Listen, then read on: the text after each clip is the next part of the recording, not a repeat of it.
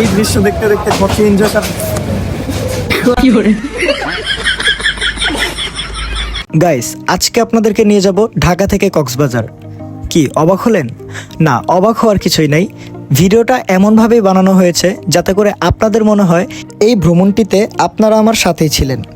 I hope ভিডিওটি আপনাদের অনেক বেশি ভালো লাগবে। তাই চলুন আর কথা না বাড়িয়ে ভিডিওটি শুরু করা যাক।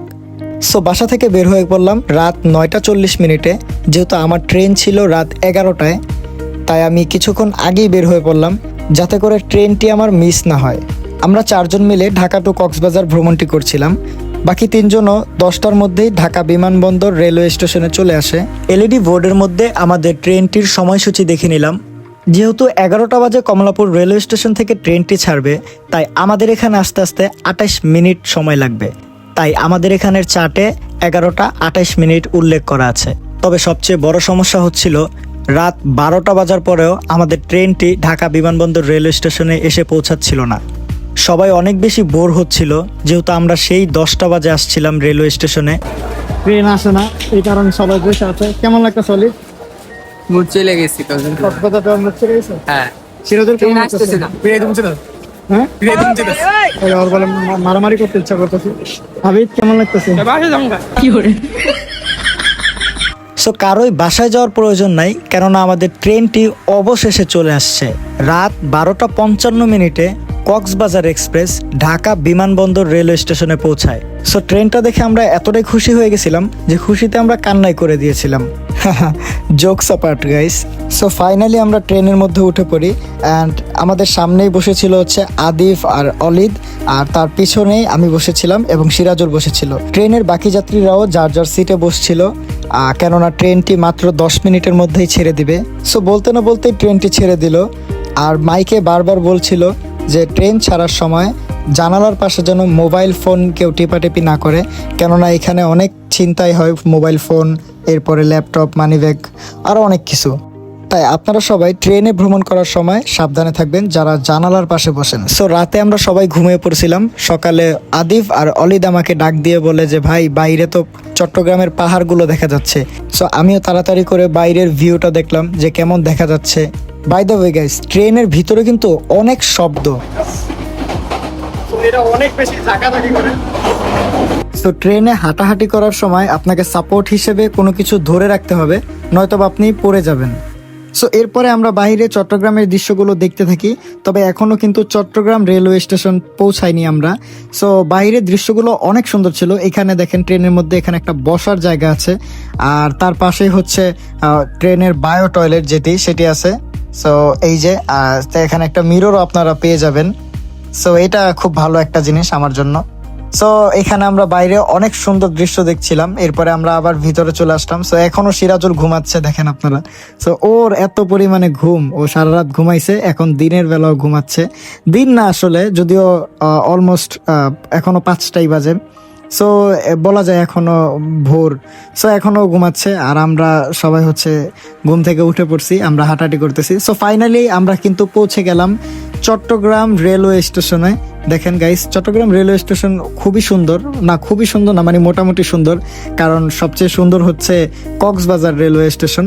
সো আমরা এখানেই থামবো একটু পরে আমাদের গাড়িটি, আর আশেপাশে অন্যান্য ট্রেনগুলো থেমে আছে। সো যারা যারা যাবে এখান থেকে, মূলত লাইন একটা না দুইটা জানি।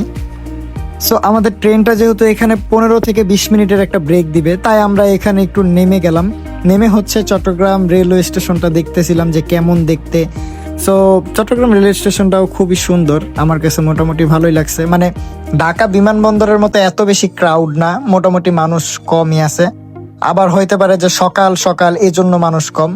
যাই হোক, দিনের বেলা কিরকম মানুষ হয় এটা আসলে আমি জানি না। আপনারা যারা যারা চট্টগ্রাম রেলওয়ে স্টেশনে আরো মোটামুটি একটু সকাল, মানে আরেকটু ডিপ টাইমে হচ্ছে আপনারা গেছেন, তারা একটু বলবেন যে কিরকম হয়।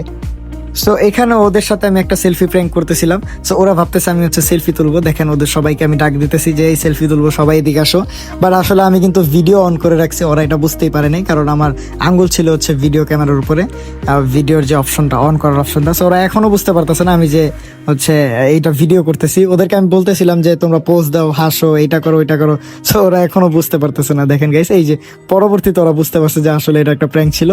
সো ফাইনালি কিন্তু আমাদের ট্রেনটি চট্টগ্রাম রেলওয়ে স্টেশন থেকে কক্সবাজারের উদ্দেশ্যে ছেড়ে দিছে। সো আর অল্প কিছুক্ষণের মধ্যে, না অল্প কিছুক্ষণ না, প্রায় আরো 3 থেকে 3.5 ঘন্টার মধ্যে আমরা কিন্তু কক্সবাজার রেলওয়ে স্টেশনে পৌঁছে যাব। গাইস, চট্টগ্রামের দৃশ্য কিন্তু অনেক সুন্দর। মানে এখানে হচ্ছে পাহাড়, এরপরে একটু পর পরে হচ্ছে বৃষ্টি হচ্ছে, মানে বৃষ্টি চট্টগ্রামে থাকবেই, এটা মোটামুটি তাদের সাথে মানানসই হয়ে গেছে যে বৃষ্টি হবেই চট্টগ্রামে।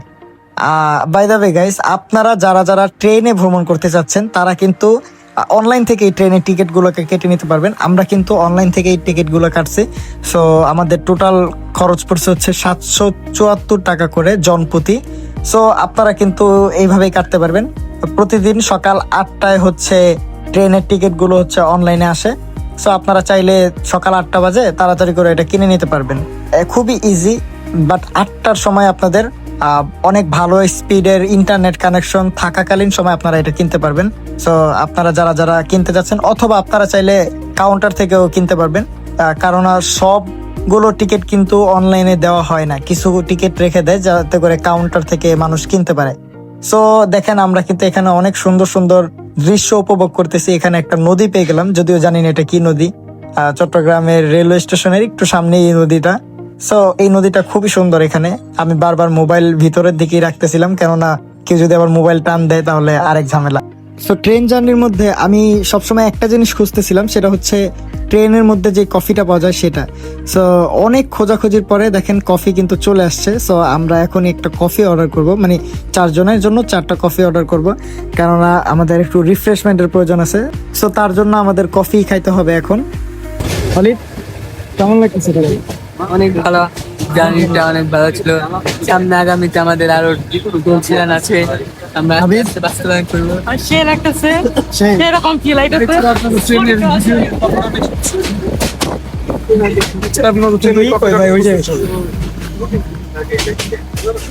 জার্নিটা কেমন লাগছে? সেরকম একটা জানি হয় না আমার, সেরকম জানি একদম বাসে জানি। ভাইয়া, আপনার জার্নিটা কেমন ছিল?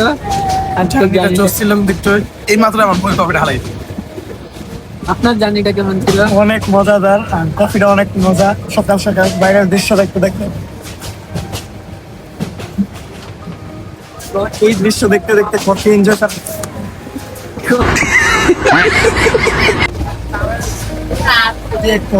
আপনার এই জার্নি ছিল কফি,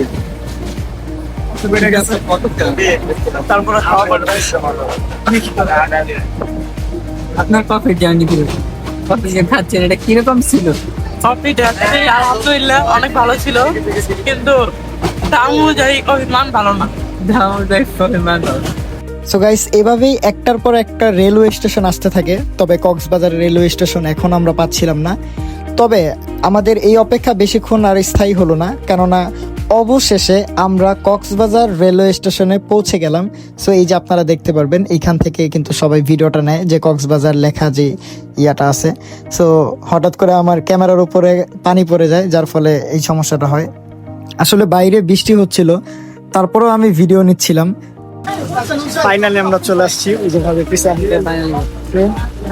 গাইস, রাত 1টা থেকে সকাল 9টা পর্যন্ত আমরা ট্রেন জার্নি, অর্থাৎ দীর্ঘ 8 ঘন্টা ট্রেন জার্নি করার পরে আমরা ঢাকা বিমানবন্দর রেলওয়ে স্টেশন থেকে কক্সবাজার রেলওয়ে স্টেশনে পৌঁছালাম। আর সত্যি বলতে রেলওয়ে স্টেশনটা অনেক বেশি সুন্দর ছিল। মানে মনে হচ্ছিল আমি কোনো এয়ারপোর্টে আছি, কোনো ডোমেস্টিক এয়ারপোর্টের মধ্যে আমি হচ্ছে চলাফেরা করতেছি, এরকম মনে হয়েছে। অনেক বেশি সুন্দর, অনেক বেশি লাক্সারিয়াস। সো আপনারা এটা সৌন্দর্য একটু উপভোগ করেন, দেখেন এটা কত সুন্দর। কক্সবাজার রেলওয়ে স্টেশনটা দেখবেন, এটা অনেক সুন্দর। সো এখানের বাইরের দৃশ্য অনেক সুন্দর। এখানে আবার সামনে একটা ঝিনুকের মতো কিছু একটা সিম্বল বানায় রাখছে। সো এটা দেখতে আরো বেশি সুন্দর লাগতেছিল সবার কাছেই। সবাই দাঁড়ায় এটা দেখতেছিল, যদিও বৃষ্টি হচ্ছিল এই জন্য দাঁড়ায় ছিল অনেকেই। সো ঝড় বৃষ্টি উপেক্ষা করে আমরা একটা অটো নিয়ে নিলাম, আমরা চলে যাব হচ্ছে হোটেলের উদ্দেশ্যে। কেননা এখানে দাঁড়ায় থাকার থেকে হোটেলে গিয়ে বিশ্রাম নেওয়া অনেক ভালো। এখন যদি একটু ভিজেও যাই তাও কোনো সমস্যা নাই। সো 200 টাকার বিনিময়ে কক্সবাজার রেলওয়ে স্টেশন থেকে সুগন্ধা পর্যন্ত আমরা একটা অটো রিজার্ভ করে নেই। সো এই অটোটি দিয়ে হচ্ছে আমরা সুগন্ধা পর্যন্ত যাব, সেখানে হচ্ছে অনেক সুন্দর সুন্দর হোটেল আছে। সো এইগুলোতে আমরা উঠবো। যদিও আমি আগে থেকে প্ল্যান করে আসছি যে কোন হোটেলে উঠবো, ওই হোটেলে আসলে আমরা ওঠার প্ল্যান আছে, বাকিটা দেখা যাক। যদি ওই হোটেলে রুম খালি থাকে তাহলে তো অবশ্যই ওই হোটেলে উঠবো, নয়তো বা অন্য কোনো হোটেলে। সো অনেকক্ষণ চলার পরে আমরা দেখতে পারলাম ফাইনালি এখানে যে সাইনবোর্ডটা আছে এটা একটা ভাইরাল, ওয়েলকাম বা স্বাগতম, ঠিক আছে। সো এটা দেখার পরে আমার আরো বেশি ভালো লাগতেছিল। তার মানে একটু সামনেই কিন্তু কলাতলি বিচ, যা আমরা ফাইনালি হোটেলে চলে আসলাম। সো এটা হচ্ছে সোহাগ গেস্ট হাউস হোটেল। সো এইটার মধ্যে আমি এর আগেও ছিলাম, তাই এটার মধ্যে হচ্ছে আমি থাকি, এটার মধ্যে কমফোর্টেবল ফিল করি। সো এখানে আমরা হোটেলের সবকিছু কমপ্লিট করতেছিলাম, এনআইডি কার্ড দিয়ে হচ্ছে তাদের ফর্ম পূরণ করতেছিলাম, আর এখানে আমাদের সবকিছু রেখে দিছিলাম সোফার কাছেই। তাদের হোটেলটা খুবই সুন্দর, 3 স্টার মানের একটা হোটেল, অনেক ভালো আমার কাছে লাগছে। সো এখানে হচ্ছে লিফট তো দেখা যাচ্ছে বন্ধ। লিফট কি কারণে বন্ধ আমরা তাদেরকে জিজ্ঞেস করলাম, তারা বলতেছে যে কারেন্ট নাই। সো আমাদের কারোরই আসলে শরীরে ওই পরিমাণ এনার্জি নাই যে আমরা 7 তলায় সিঁড়ি বেয়ে উঠবো। সো ফাইনালি আমরা 7 তলায় আসলে সিঁড়ি বেয়ে উঠছি। দেখেন এই যে 705 এই রুমে আমি ছিলাম এর আগে 2025 সালে। সো এর পাশে আছে হচ্ছে 704, তো এই রুমে আসলে আমি ছিলাম না কখনোই। অ্যান্ড আমরা এবার যে রুমটা নিছি এটা হচ্ছে 703। সো এই রুমটা আমরা নিছি, রুমটা খুবই সুন্দর ছিল। আমরা 4 জন এই রুমে হচ্ছে থাকবো, 2টা বেডরুম। অ্যান্ড সব থেকে ভালো যে জায়গাটা আমার কাছে লাগছে সেটা হচ্ছে এই পাহাড়টা। গাইস আপনারা দেখেন এই পাহাড়টা কতটা সুন্দর। সকালে যখন আমরা উঠে এই পাহাড়টা দেখবো, এটা অনেক বেশি আমাদের কাছে ভালো লাগবে। অ্যান্ড ওই পিছনেই কিন্তু আবার হচ্ছে সমুদ্র, আর এখান থেকে নিচে দেখা যাবে। So আমরা অনেক উপরে উঠছি, বৃষ্টি হয়েছে তাই রাস্তার অবস্থা ভালো না, কাদা কাদা হয়ে আছে। আকাশ কেমন লাগতেছে বলো? তুমি অনেক খুশি? লাইফের বেস্ট একটা ট্যুর হবে এটা? না। এটা কেমন কথা বললা? ভবিষ্যৎ বাকি আছে না? ও আচ্ছা, ভবিষ্যৎ বাকি আছে। এই খুব মূল্যবান একটা কথা বলছো। এখনই তো সবকিছু শেষ হয়ে যায়নি, এমন আছে তুমি মরেও যেতে পারো, মানে বেঁচেও যেতে পারো। তো ওই যে দেখো আমাদের কি রে ভাই, এখনই মেরে নিতেছে। সমুদ্র সৈকত, বঙ্গোপসাগর। সো এত বড় একটা জার্নি করার পরে আমাদের আসলে সবার শরীরে অনেক টায়ার্ড, তাই আমরা সবাই গোসল করে ফ্রেশ হয়ে চলে গেলাম নিচে খাবার খাওয়ার জন্য। সো এখানে আমরা আরেকটা হোটেলে চলে আসলাম খাবার খাওয়ার জন্য। এখানে যেটা খুশি সেটাই নিছে। সো কেউ পরোটা নিছে, কেউ রুটি নিছে। সো যাই হোক, আমরা সকালের নাস্তাটা হচ্ছে কমপ্লিট করলাম। আমাদের হোটেলের সামনে এই হোটেলটি ছিল, কি যেন নাম ভুলে গেছি। সো এই হোটেল থেকে অ্যান্ড তাদের খাবারের মান খুবই ভালো ছিল, আমরা সবাই বেশি এনজয় করে এই খাবারগুলো খাইছি। অ্যান্ড এই খাবারগুলো খাওয়া শেষেই কিন্তু আমরা চলে গেছি বিচে গোসল করার জন্য। সো বিচে আসার পরে আমরা যেটা দেখলাম, ভাইরে ভাই, এত পরিমাণ আবহাওয়া খারাপ, মানে বৃষ্টি হবে এরকম একটা অবস্থা। যদিও পরে আমরা বৃষ্টিও পাইছি, বাট তার আগে আমরা মোবাইল ফোন আবার হোটেলে রেখে আসছি। অ্যান্ড এখানে আইসা দেখি এত বড় বড় ঢেউ গায়েস। সো আপনারা এই ওয়েদারে যারা যারা যেতে চাচ্ছেন তাদের জন্য এটা একটা বেস্ট ট্যুর হবে, কেননা এই ওয়েদারে আপনারা অনেক বড় বড় ঢেউ দেখতে পারবেন আর বাতাস। আর যেহেতু এটা অফ সিজন, দেখেন আপনারা অফ সিজনে কত বেশি মানুষ, আর অন সিজনে কি হবে সেটা আসলে কি বলবো। যাই হোক, তখন আসলে আপনারা হোটেলও পাইতে একটা প্যারা খাইতে হবে। সো আমরা কিন্তু অফ সিজনেই বেশিরভাগ সময় কক্সবাজার যেয়ে থাকি, কারণ অফ সিজনে আসলে ঘোরাঘুরি করে একটু প্রাইভেসি পাওয়া যায়, এখানে মানুষজন একটু কম থাকে। তারপরেও দেখেন আসলে কত মানুষ এখানে। সো আমরা এত মানুষ দেখে ভাবতেছিলাম অন্য কোথাও যাব যেখানে আসলে মানুষ কম আর অল্প কিছু মানুষ থাকবে। সো বলতে না বলতে পানি এসে আমাকে ধুয়ে দিয়ে গেল, জোকস অ্যাপার্ট গাইস। সো এখানে অনেক বেশি বড় বড় ঢেউ আসতেছিল, তাই পানি একদম উপর পর্যন্ত চলে আসতেছিল। অ্যান্ড ক্যামেরা আমি হচ্ছে অলিদকে দিয়ে বললাম যে আমাদের কিছু ক্লিপ নাও, ভিডিও ক্লিপ। দেখেন আপনারা, আমরা সবাই কিন্তু গোসল করে ফেলবো এখনই। অ্যান্ড তার আগে হচ্ছে আমি মোবাইলটা দিয়ে আসবো হোটেলে, হচ্ছে রেখে আসবো। এই যে দেখেন কত বড় বড় ঢেউ আসতেছে এখানে। সো ঢেউ আইসা আসলে ভিজাই দিয়ে যাচ্ছে, আমরা আবার উপরে উঠে যাচ্ছি। একটা বাচ্চা আবার হঠাৎ করে পড়ে গেছে, সো ওরে আবার উঠানোর জন্য সবাই ইয়ে করতেছে।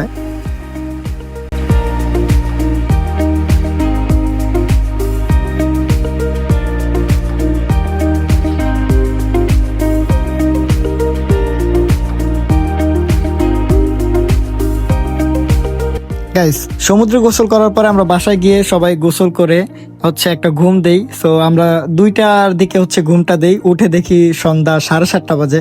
সো আমরা দুপুরের খাবারও খাই নাই, তাই সবাই মিলে হচ্ছে কাচ্চিবাইতে চলে যাই দুপুরের খাবার।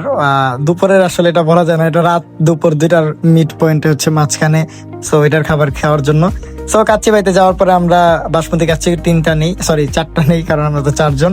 সো খাবার খাওয়ার পরে আমাদের আবার যেতে হবে শুটকি কেনার জন্য, আবার আচার কেনার জন্য। ওইটা হচ্ছে মার্কেটের নাম হচ্ছে বার্মিস মার্কেট। সো আমরা তাই তাড়াতাড়ি করে হচ্ছে খাবার খেয়ে নিলাম, কেননা আজকে হচ্ছে আমরা কেনাকাটা করব, কালকে আবার আমরা হচ্ছে যাব মেরিন ড্রাইভ ঘোরার জন্য।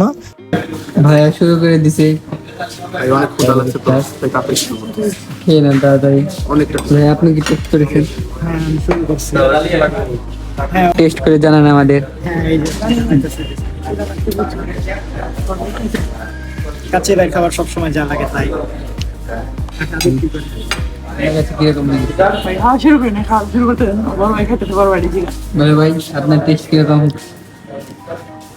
আমি আগেও দূরে বেঞ্চে খাইছি, এটা 3 নাম্বার সবচেয়ে বেস্ট এটা। আপনার কিরকম অনুভূতি? কিন্তু শুরু করে দিয়েছি সেরা এক কথায় 10-এ 10 না 10-এ 8?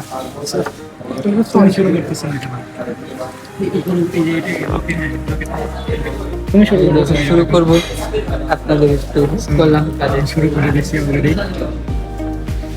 ভাই আমার আলু ফেলে দিই।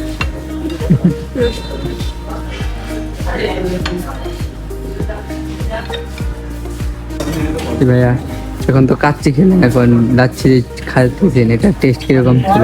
কাচ্চিটা খাওয়ার পরে লাচ্ছিটা খাওয়া উচিত ছিল, এটা অনেক মজাদার। খাওয়া দাওয়া শেষ সোনার বাংলাদেশ। সো আমরা এখন চলে যাব শুটকি মাছ আর হচ্ছে আচার কেনার জন্য বার্মিস মার্কেটে। গাইস আমরা কিন্তু চলে আসলাম বার্মিস মার্কেটে। এখানে হচ্ছে খুবই কম প্রাইসের মধ্যে আপনারা শুটকি মাছ আর হচ্ছে আচার টাচার চকলেটস এগুলা কিনতে পারবেন।